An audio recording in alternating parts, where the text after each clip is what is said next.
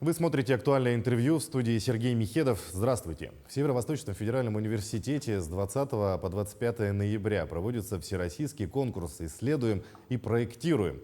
В конкурсе принимают участие лицеисты из 4 специализированных учебно-научных центров: СВФУ, Южного федерального округа, Северо-Кавказского федерального округа, Нижегородского государственного университета, а также 11 школ и лицеев Якутска, Мирного и Верхневилюйска. Сегодня мы поговорим подробнее о конкурсе. Гостья в студии Милана Федотова, директор специализированного учебно-научного центра Северо-Восточного федерального университета, кандидат педагогических наук. Милана Егоровна, здравствуйте. Здравствуйте. Вот расскажите о конкурсе «Исследуем и проектируем». Что это за конкурс, в каких форматах проводится, ну и кто принимает участие? Этот конкурс у нас проводится не первый год, вообще он по счету 13-й, а так в новом формате, переформатированный, он проходит 3-й раз. Раньше конкурс состоял из 2 треков, это была Олимпиада и конференция, причем направление конкурса было физико-техническое направление, и конкурс имел статус регионального конкурса. И вот 3 года назад мы решили возобновить этот конкурс, добавить, во-первых, новые секции. Сейчас у нас 5 секций на этом конкурсе. Кроме первой самой секции, это физико-технические науки, добавились секция математика и программирование. 2-я секция – биология, экология, география. 4-я секция – химия и химическая технология. И 5-я секция – социально-гуманитарные науки. Это вот то, что касается секций. Сейчас у нас 3 трека, то есть это получается конкурсные испытания по Олимпиаде, по конференции, и 3-й трек у нас кейс-турнир. Что касается участников, участники у нас разделяются на 2 лиги. Отдельно зачет, личный зачет по итогам суммы всех 3 испытаний проводится по старшей лиге, это 10 и 11 классы, и младшей лиге. Младшая лига – это у нас 8 и 9 классы. Ну, такое очень масштабное мероприятие, много направлений. А сколько всего ребят участвуют? Откуда приехали? Да, как мы сказали о том, что в этом году у нас участвует свыше 100 участников из различных специализированных учебно-научных центров Российской Федерации, да, и нашей республики. Ну, надо сказать о том, что это заключительный этап. В этом году заключительный этап проводится в основном в очном формате. У нас дистанционных участников очень мало. Если мы в прошлом и позапрошлом году полноценно проводили в гибридном формате, да, то мы решили, что все-таки с этого года надо больше возвращаться к очному формату, потому что непосредственное участие наших школьников, общение с экспертами, да, общение с кейсодателями, с теми людьми, которые действительно являются разработчиками каких-то стартапов, каких-то вещей, это очень важно. И живое общение никак нельзя заменить через общение онлайн. Ну вот какие темы представлены на кейс-турнире конкурса? Кейс-турнир у нас каждый год проводится по разным направлениям. В этом году кейс-турнир у нас посвящен креативным индустриям. В том числе надо сказать о том, что первый кейс у нас дала анимационная студия «Тундра». И этот кейс посвящен разработке идеи для 3D-мультфильма. Например, второй кейс представила, звучит таким образом. Разработка или вот создание маскота для Якутс.Го. То есть этот кейс, получается, предоставил сайт, разработчики сайта Якутс.Го для того, чтобы у них появился такой персонаж-талисман. И это действительно очень хороший кейс. Да? Следующие кейсы это предоставили, конечно, обязательно же Северо-Восточный федеральный университет. Есть кейсы, связанные с архитектурой и дизайном. И, конечно, вот кейс-турнир, который у нас идет 2 дня, он точно полностью будет посвящен креативным индустриям. Надо сказать о том, что первую лекцию о креативных индустриях как раз у нас прочитал Савин Афанасий Афанасьевич. Вы сами понимаете, что когда дети общаются непосредственно с первоисточником, непосредственно с кейсодателями, работниками таких креативных индустрий, может получиться, я думаю, что нечто замечательное и бомбическое. Ну вот, кстати, что касается результатов, да, например, ребята придумают действительно что-то интересное, ценное.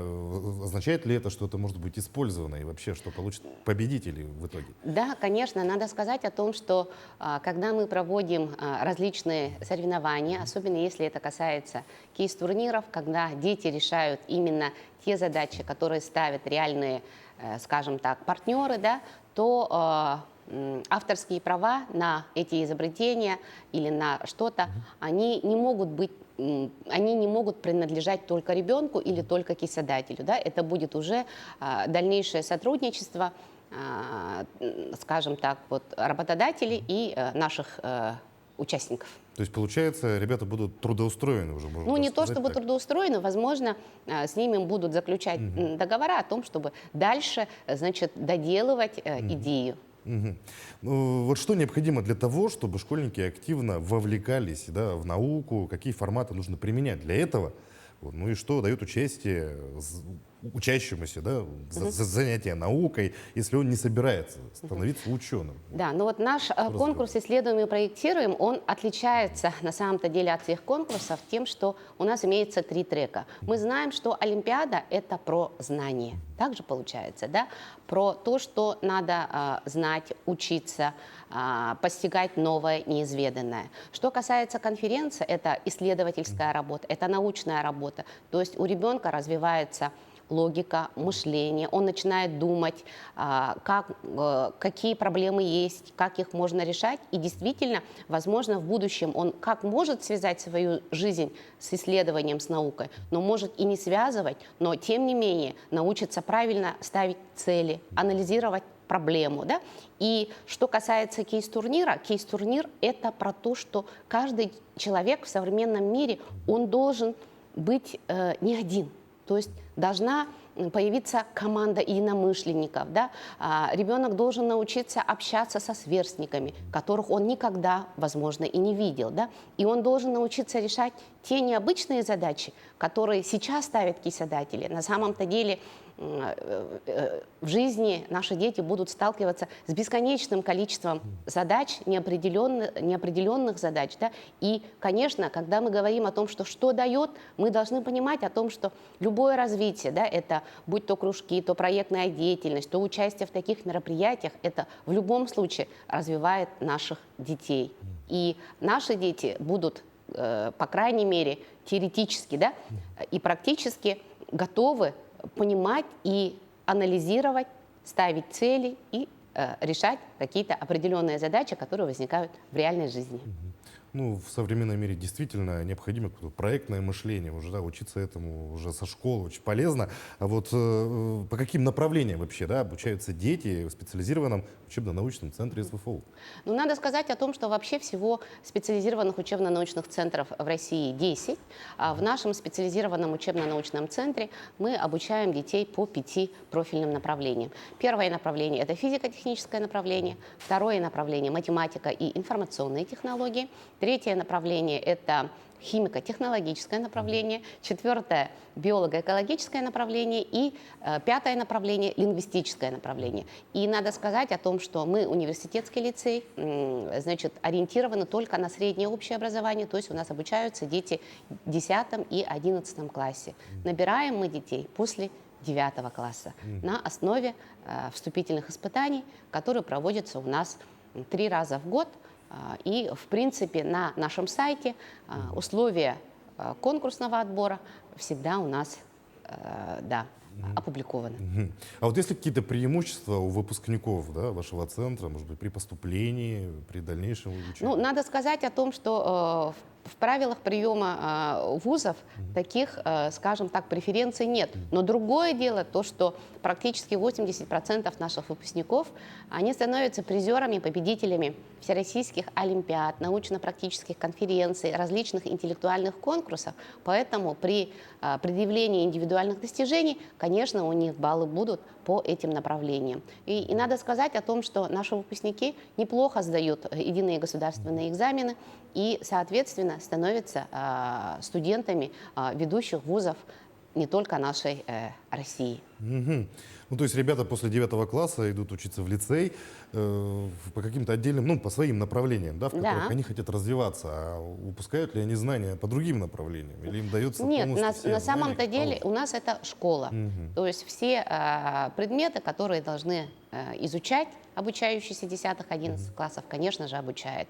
Но так как мы находимся в стенах университета, кроме того, что мы уделяем основное внимание проектно-исследовательской деятельности, мы должны понимать о том, что проектная и научная деятельность наших детей как раз происходит в лабораториях и на территории нашего Северо-Восточного федерального университета, и научными руководителями наших детей являются доценты, профессора, кандидаты наук, доктора наук, ведущие ученые, известные личности, которые известны не только как преподаватели Северо-Восточного федерального университета, да, но и как носители научного знания по определенным направлениям науки. Ну, действительно, у ребят есть возможность, да, получать только лучшие знания. Вот как вы считаете, да, какие научные сферы, креативные индустрии сейчас популярны у учащихся и почему? Ну, на самом-то деле нельзя сказать о том, что только креативная индустрия популярна у детей. У каждого ребенка есть своя зона интересов. Да? У нас есть дети, которые интересуются техническим творчеством. У нас есть дети, которые интересуются языками. Да? И поступив в соответствующий профиль, они могут развивать именно те интересы, те навыки, те способности, которые у них заложены природой. Да? Ну, надо сказать о том, что наши выпускники в этом году, в 2023 году у нас был 61 выпускник, да, и, конечно, всегда хотят родители знать, куда поступили дети. Да? Но наши дети поступают в различные вузы. Я очень рада, что 30 наших выпускников стали студентами Северо-Восточного федерального университета и продолжают исследовательскую деятельность, проектную деятельность, которую начали в стенах школы. Наши выпускники стали в этом году студентами Московского государственного университета, Высшей школы экономики, Приволжского федерального университета, который находится в Казани. Значит, даже из-за того, что мы очень тесно дружим с МУСами, у нас в этом году есть выпускник, который поступил в Нижегородский государственный университет имени Лобачевского. Это научно-исследовательский университет. Да, у нас есть выпускники, которые поступили в зарубежные вузы. Да, это право каждого ребенка учиться там, где ему комфортно, где он хочет больше развиваться. А мы стараемся делать так, чтобы они адаптировались к университетской жизни заранее, чтобы получили прочные и надежные знания, чтобы они приобрели настоящих друзей и имели такую цель, которая будет звездой на протяжении их жизненного пути. Что ж, Милана Егоровна, большое спасибо, что нашли время, пришли к нам, ответили на наши вопросы. Желаем вам успешного проведения конкурса, его завершения, ну и, конечно же, побольше выпускников, счастливых, поступивших в лучшие вузы нашей страны и не только. Спасибо. А я напомню, вы смотрели актуальное интервью, оставайтесь на нашем канале.